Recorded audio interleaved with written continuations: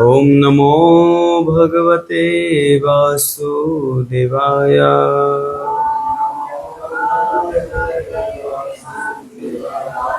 नारायणं नमस्कृत्यं नरं चैव नरोत्तमं देवीं सरस्वतीं व्यासं ततो जयमुदीरये। नष्टप्रायेषु अभद्रेषु नित्यं भागवत सेवया भगवती उत्तमश्लोके भक्तिर्भवति नैष्ठिकी।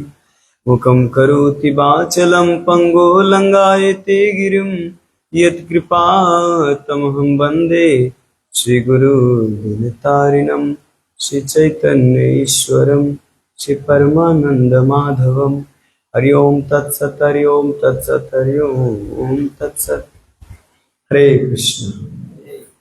प्रातःकालीन श्रीमद्भागवतम के सत्र में सभी भक्तों को स्वागत है।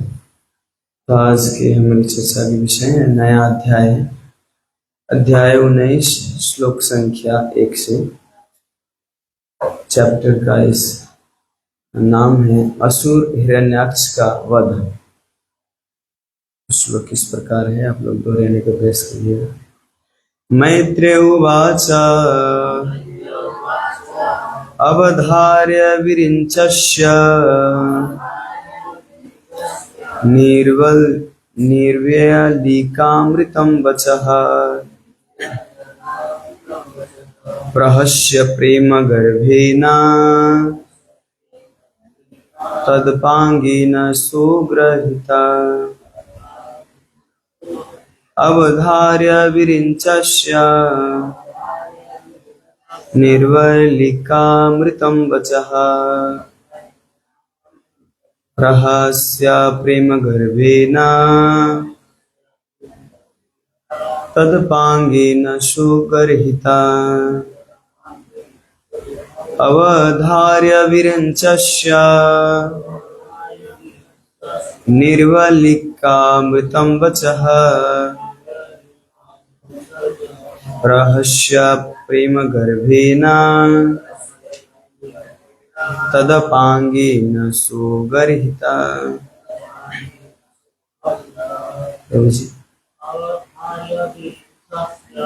अवधार्य विरिञ्चस्य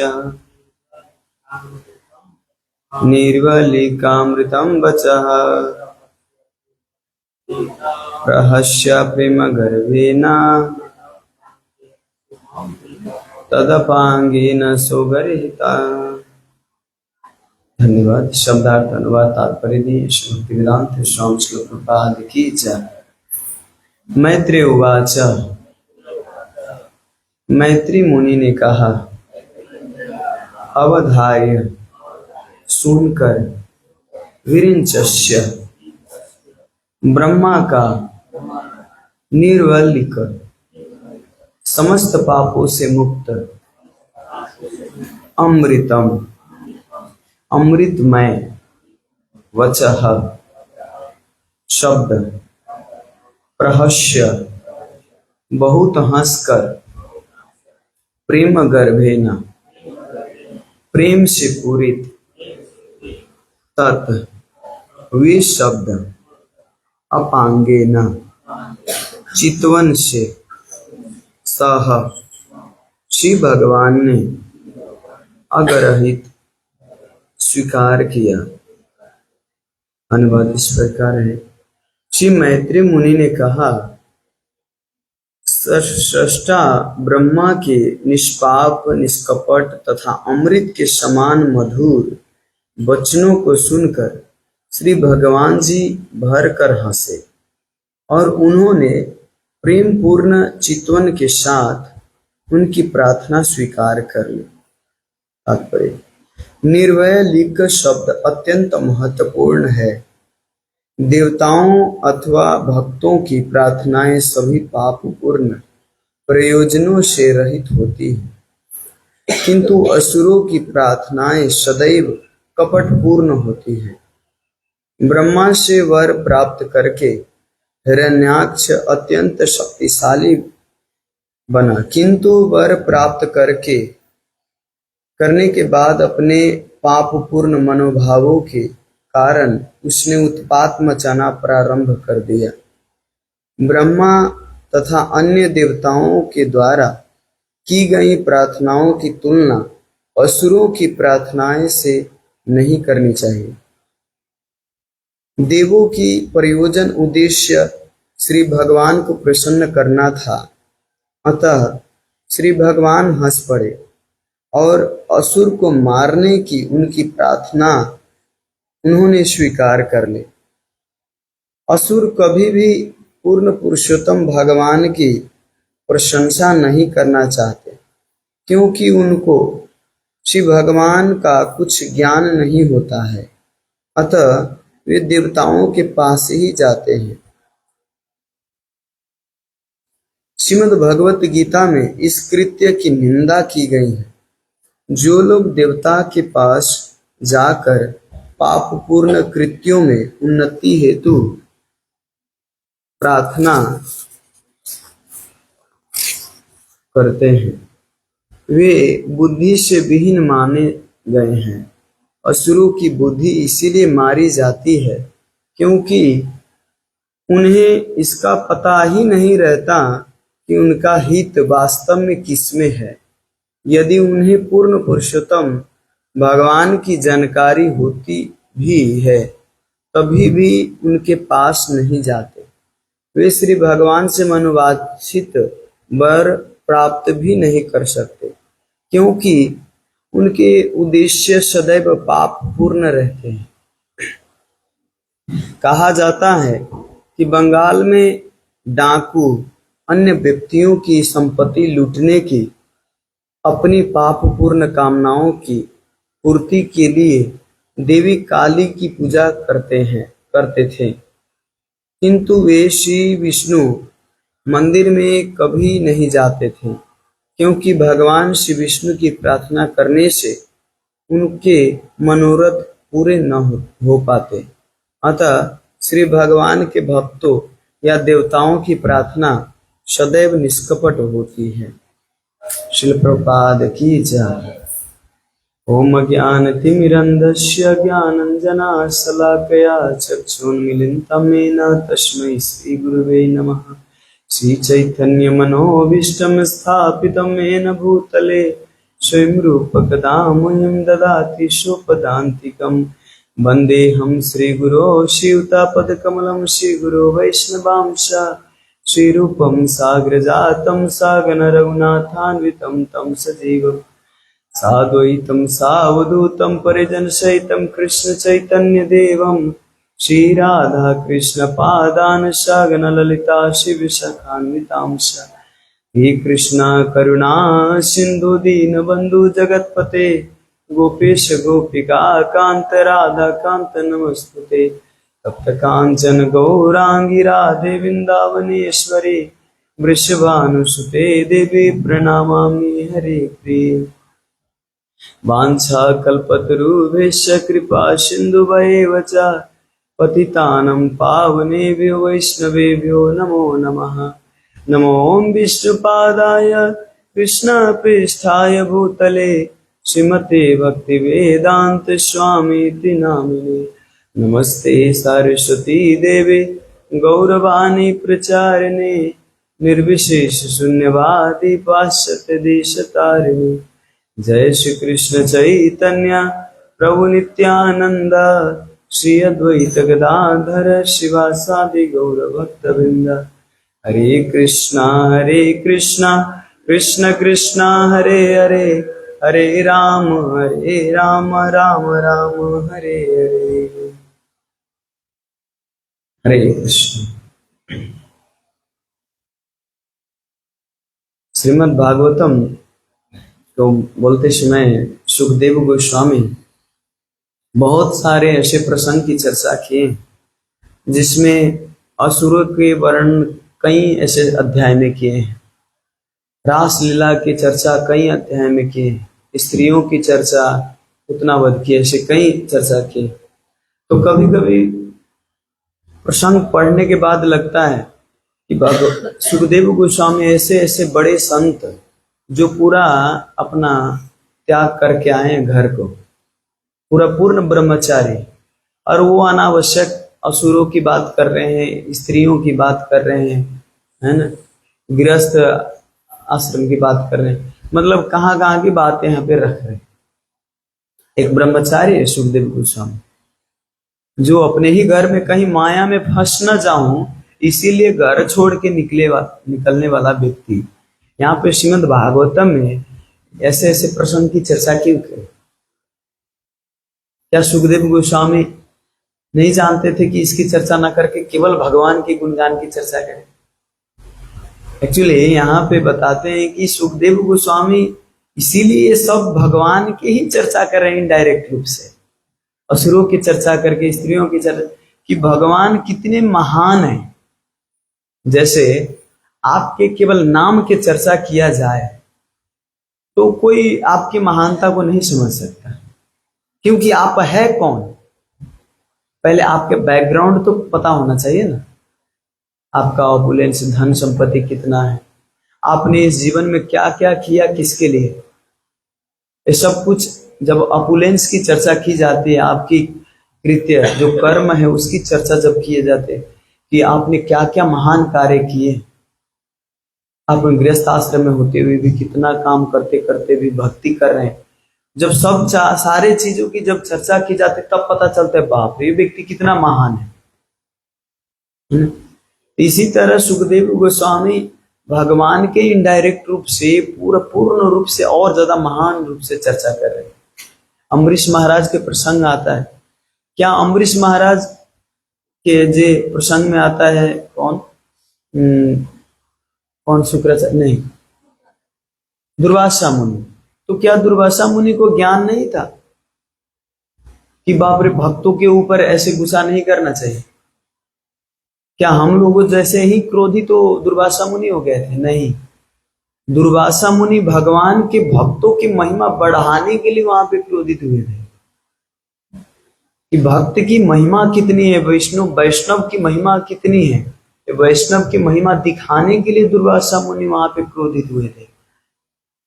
हम ब्रज में गए थे तो एक संत बता रहे थे कि कभी भी शास्त्र के कोई भी ऐसे पात्र हो जिस पात्र से हमारी तुलना किया ही नहीं जा सकता, कभी भी कोई शास्त्र के कोई भी पात्र हो हमारी तुलना नहीं किया जा सकता, क्योंकि ये सारे भगवान के पार्षद हैं, भगवान की लीलाओं में कुछ सिखाने के लिए आए हैं।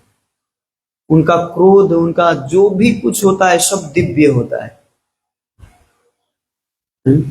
तो इसीलिए यहाँ पे वर्णन है, और प्रभुपाद जी बड़ी सुंदर वर्णन करते हैं कि प्रार्थना जो होता है ये दो प्रकार की प्रार्थना होती है, एक होता है कपट पूर्ण कृपा, एक होता है निष्कपट पूर्ण कृपा। तो कपट पूर्ण कृपा भक्त लोग करते हैं, देवतागण करते हैं, जब विकट परिस्थिति में आते हैं तो प्रार्थना करते हैं, हृदय से जो अपना भाव आया उस भाव को भगवान के आगे प्रकट करते हैं, प्रार्थना करते हैं। असुर लोग कपट पूर्ण कृपा करते हैं, जिनके अंदर कपट भरा रहता है, प्रार्थना करते समय क्या क्या अभी भी जाओ अभी समाज में, तो तांत्रिक रूप से पूर्वा वो भगवान से प्रार्थना करते हैं। एक भक्त के घर में हम हाउस प्रोग्राम गए थे प्रोग्राम करने के लिए, तो हम भजन कीर्तन करके कथा करने के बाद वो जो हाउस जो मालिक था वहां के, तो बताएं कि आप लोग कौन से कृष्ण की पूजा करते हैं? हम बोले कि अरे हम तो जो कृष्ण है वही कृष्ण की पूजा करते हैं, और कौन सा दूसरा कृष्ण है? बोले ब्रज के राधा श्याम सुंदर की पूजा करते हैं, वही कृष्ण है और दूसरा है? तो कहते नहीं, हमारे नजर से दो कृष्ण है, एक है वृंदावन के कृष्ण और दूसरा है द्वारिका के कृष्ण। ये वृंदावन के कृष्ण ना, ये इतना ये अपने खुद वृंदावन परित्यज्य पादेकम न गच्छति, ये वृंदावन में ही हर समय रहता है, वृंदावन को छोड़ के नहीं जाता कभी। और ये है तो गाय चराता है वृंदावन में, इनके पास तो कोई धन होते हुए भी यूटिलाइज नहीं करना जानते। तो इनका अगर मैं पूजा करूंगा तो मैं भी खोखला हो जाऊंगा, मैं भी गरीब हो जाऊंगा, इसीलिए मैं इनकी पूजा नहीं करूंगा, पूजा करूंगा द्वारिकाधीश कृष्ण। क्योंकि द्वारकाधीश ऑपुलेंस में राजा बन के बैठे हैं, तो वो राजा बन के बैठे हैं तो वो भी हमको कुछ न कुछ तो थोड़ा सा अगर दे देंगे तो बस हो जाएगा। हमको लगा ठीक है, जैसे भी कम से कम कृष्ण से जुड़े हैं अच्छा ही है, लेकिन अच्छा भाव नहीं है, ये अच्छा भाव नहीं। भगवान के पास, ये प्रहलाद महाराज बताते हैं कि भगवान के पास कुछ इच्छा लेके जाएं हर समय, कुछ न कुछ स्वार्थ, मतलब कुछ प्रार्थना करे तो भगवान हमको ये चाहिए, इसके बदले ये चाहिए, इसके बदले ये चाहिए। जब ये करते तो एक व्यापारी की तरह बताया जाता, जैसे व्यापारी को कुछ बनिया को दो और कुछ लो, मैं कुछ देता हूं आप कुछ दो, तो ऐसे बनिया की तरह बताया कि व्यापारी की तरह। तो भगवान के आगे हर भगवान को पता है आपको क्या है नहीं। हाँ ये बात है, आपको जो विकट परिस्थिति में हो, लगता है कि आपका भक्ति ही छूटने वाला है, तो आप प्रार्थना करो, भगवान के आगे कर सकते हैं ये प्रार्थना। लेकिन हर समय छोटी छोटी बातें ले आके भगवान के आगे रखना, हमारे ये घर में ये नहीं हुआ, वो नहीं हुआ, झगड़ा हो रहा है, मेरे सास ऐसा है, मेरा ससुर ऐसा है, उसको ऐसा कर दीजिए, उसको ऐसा कर दीजिए, हर समय छोटी छोटी रखना है। अरे भगवान को प्रसन्न करने आते हैं कि खुद प्रसन्न होने आते हैं? तो भक्ति करने से तुरंत जब निष्कपट प्रार्थना निकलता है हृदय से, अपने आप हृदय में प्रसन्नता आती है। तो निष्कपट प्रार्थना करने के लिए, कब निष्कपट प्रार्थना निकलता है हृदय से, ऐसे ही निष्कपट प्रार्थना नहीं निकलता। जो भौतिक संसार में ही केवल रुझा जुझा है, तो उसको निष्कपट प्रार्थना निकल ही नहीं सकता, क्योंकि उसको कपट क्या होता है, निष्कपट क्या होता है पता ही नहीं। उसको तो लगता है इस संसार में जैसे जीना, हमको यही तो भगवान से मांगना है और कुछ पता ही नहीं। निष्कपट प्रार्थना तब निकलता है जब हम आचार्य गण के भाव को समझते हैं, जब हम शास्त्रों को पढ़ते हैं, जब साधु संग करते हैं। जब हम साधु संग करते हैं तब पता चलता है कि वास्तव में निष्कपट प्रार्थना क्या होता है, और हम प्रार्थना करने को सीखते हैं। नहीं तो पहले भी तो हम भी तो वही प्रार्थना करने आते थे ना भगवान से, हमारे जीवन को सुधार दीजिए, हमारा जॉब लगवा दीजिए, हमें उस लड़की से विवाह करवा दीजिए, है ना, हमारा अच्छा जीवन भविष्य हो जाए, ये हो जाए, वो हो जाए, मतलब अनेक चीज भगवान के आगे रखते हैं। लेकिन बाद में जब हम यही साधु संग करने लग जाते हैं, भागवतम श्रवण करते हैं, तो बाद में पता चलता है बाप रे बाप, ये जो शुद्ध चेतना वास्तव में उद्देश्य तो कुछ और है। इस संसार में जीने के लिए हम प्रार्थना कर रहे हैं, इस संसार में तो जीना, कितना भी प्रार्थना करेंगे इस संसार में जी ही नहीं सकेंगे। जी सकता है कोई? एक न एक दिन न चाहते हुए भी शरीर छोड़ना ही पड़ता है इस संसार से। इसीलिए बहुत सारे बाहर के गुरु जो है वो सिखाते हैं आर्ट ऑफ लिविंग, संसार में कैसे जीना है। लेकिन हमारी कृष्ण कॉन्शियसनेस, हमारे इस्कॉन में सिखाते आर्ट ऑफ डाई, कैसे मरना है। मरते हैं क्योंकि ये ट्रूथ है एकदम 100% सत्य है मरना। तो इसीलिए मरना कैसे ये सिखाते हैं इसको। अब लोगों को ये सुनते ही डर लग जाता है कि अरे बाप रे, मरना कैसे सिखाते हैं, ये तो क्यों हम जाए वहां, ऐसे भी मरना है, वहां पे जाएंगे तो मरना सिखाते तो हम जाएंगे ही नहीं। मरने से वृद्ध व्यक्ति भी, जो मरने वाला है वो भी डरता है। जो 70 साल के, माता जी कितने साल के हुए आप? 70 साल, 65 साल, अब अंतिम तक आ गए हैं। तो अभी भी आप ये मत सोचिएगा कि मैं आप, लेकिन आपके जीवन में जो लिखा होगा वही होगा, लेकिन फिर भी अंतिम तक आ गए ना। वैसे तो कौन अंतिम तक है किसी को भी पता नहीं, हम भी मर सकते हैं, वो भी मर सकते हैं, लेकिन एक जो सिग्नल है, जो लक्षण है, वो तो ऐसा दिखता है ना एक। तो अभी भी आपको अगर कहा जाए कि आप कल मरने वाले हो तो डर जाएंगे, है ना। कोई भी संसार में मरना नहीं चाहता, चाहे वो पूरा शरीर से पूरा क्षीण हो जाए। हम एक बार बुक डिस्ट्रीब्यूशन कर रहे थे काठमांडू में, और बस में जाते जाते तो एक वृद्ध व्यक्ति था, पूरा एक वृद्ध, और बोलने में तगड़ा ही था लेकिन वृद्ध था। तो मैं उनको किताब दिया, बोला कि भगवत गीता पढ़िए, आपका जीवन का लक्ष्य वास्तव में कृष्ण प्रेम है ऐसा, और जो भी आपके जीवन के लक्ष्य अंतिम अंतिम तक आ गए, जीवन तो चला गया ऐसे। और वो बोले कि आप ऐसे बच्चे अवस्था में, जवान अवस्था में आप क्यों ज्वाइन कर लिया, आप जीवन बर्बाद कर लिया अपना। तो मैं उनको बोला कि ठीक है, मैं तो बर्बाद कर लिया, लेकिन आपका तो अब वृद्धावस्था आ गई, तो आपका तो बर्बाद हो ही गया ऑलरेडी। तो क्या कहते हैं, आप अभी भगवत गीता पढ़िए अंतिम समय में, कम से कम आपका ये सोच है कि अंतिम अवस्था में आप आके भगवत गीता पढ़नी चाहिए। तो मैं तो अभी जवान हूँ, हमको नहीं पढ़ना चाहिए, चलिए ठीक है, लेकिन आपको तो पढ़ना चाहिए, आप तो अंतिम अवस्था में आ गए। जब भी मेरे सब मुंह से निकला कि आप अंतिम अवस्था में आ गए हैं, वो व्यक्ति तो पूरा आग बबूला हो गया। वो बोले कि कैसे आपने बता दिया कि हम आग बबूला, क्या कहते हैं, हम मरने वाले, अंतिम अवस्था में आ गए। वो सुनना ही नहीं चाह रहे थे, बोले कि निकलिए यहां से, हमको कोई भगवत गीता वो देनी चाहिए। मतलब सत्य को आदमी स्वीकार करना ही नहीं चाहते। आश्चर्य की बात यह है, वो किसी को सत्य बताइए, पूरा ट्रुथ सत्य, उसको वो स्वीकार करना ही नहीं चाहते। लेकिन वास्तव में ये जीवन का यही सत्य है, उसको स्वीकार करना ही पड़ेगा। अब भक्त लोग जैसे तैसे घुमा फिरा के इसको कैसे चैंट एंड बी हैप्पी, इस संसार में खुशी कैसे हो, कम से कम हैप्पी होने के लिए बताते हैं। लेकिन हैप्पी हो के मरना कैसे, यही है लक्ष्य, घुमा के वहीं पर जाएगा। दुखी होके मरना नहीं है संसार में, सुखी होके, खुशी होके मरना है संसार में। तो खुशी होके कैसे मर सकते हैं, जब आप शास्त्र के आचार्यगण के मूड को आप समझेंगे। जब तक शास्त्र की निचोड़ को नहीं समझेंगे तब तक खुशी होकर नहीं मर सकते। चाहे कि कितना भी संसार में अप्लेंस आप जमा कर लो, आपको लगेगा कुछ न कुछ छूटा हुआ है, कुछ न कुछ बाकी है।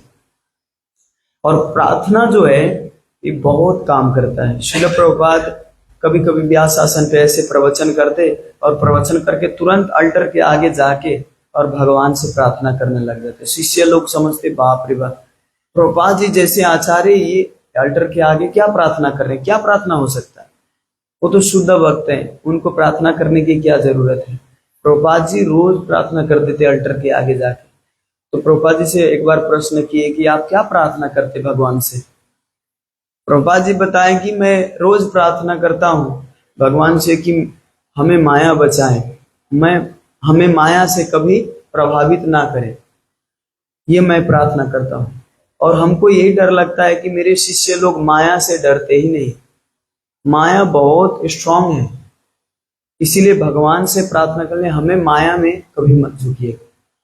कभी कभी भक्त लोग को खुद पता नहीं चलता कि मैं माया में हूं, प्रार्थना करने आते हैं, भगवान इतना पैसा दीजिए, इतना पैसा दीजिए कि मैं भगवान की सेवा, आपकी सेवा में यूज कर सकूं। और जब पैसा आ जाता है तो खुद धीरे धीरे धीरे धीरे निकल जाता है दूसरी ओर। कई ऐसे भक्त हैं कहते प्रभु जी एक बार प्रार्थना कर दीजिए, वीजा लग जाएगा, एक बार ना लाखों में कमा के वहां से मैं यहाँ पे टेम्पल बनाने के लिए पैसा भेजूंगा। और जब विदेश का पलायन, जब उनका वीजा लग जाता है, विदेश चला जाते हैं, जब लाखों में कमाने लग जाते हैं, तो धीरे धीरे कहते प्रभु जी घर पे भी भेजना पड़ता है, कभी इधर कभी उधर, भेजते भेजते तो मैं तनाव में हो गया हूँ, इसीलिए ज्यादा पैसा बचता ही नहीं। धीरे धीरे भक्तों से कांटेक्ट डिस्कनेक्ट, भक्तों से कनेक्ट होते ही नहीं है। उनको लगता है कि अब पैसा ही मांगेगा, इसीलिए वो भक्तों से सुनते ही नहीं। तो कई ऐसे व्यक्ति हैं जो भक्ति में आके वो प्रार्थना करते हैं कि मैं, हमको ज्यादा पैसा हो तो मैं भगवान की सेवा, आपकी सेवा में यूज करूं, लेकिन बाद में वो भगवान को ही भूल जाते हैं। धीरे धीरे अपना एक सपना बना लेते हैं, सबका अपना अपना सपना हो जाता है कि अब कुछ करना है जीवन में। एक व्यक्ति ऐसे ही सोच रहा था, रात को सोते समय सबसे पहले बहुत अच्छा से पढ़ाई करूंगा, इसके बाद पढ़ाई करने के बाद नाम निकालूंगा, और नाम निकालने के बाद सबसे पहला अमेरिका का वीजा का अप्लाई करूंगा। अगर अमेरिका पहुंच गया तो अमेरिका में जाके सबसे पहला ग्रीन कार्ड लूंगा, और ग्रीन कार्ड लेके वहां पे एक फैक्ट्री खोलूंगा, और वहां से लेके सारे बहुत बड़ा बड़ा फैक्ट्री, और इसके बाद इंडिया में भी फैक्ट्री खोलूंगा, और उसमें एक फैक्ट्री में कम से कम 400-500 लोग काम करेंगे। और 400-500 लोग काम करेंगे, इसके बाद मैं आराम से ऐसे ही सोचते सोचते सुबह सुबह उसका हार्ट अटैक हो। अब देखिए, इतना पलायन, इतना सोच रहे थे, इतना प्लान बना रहे थे, सारा प्लान, जितना सपना था वो तुरंत विपना में चेंज हो गया। तो ये ज्यादा सपना देखने वाले व्यक्ति एक तरह से अब यहाँ पे देखिए तो शरीर छोड़ दिए ना, मर गए, और इसका सपना विपना में बदल गया।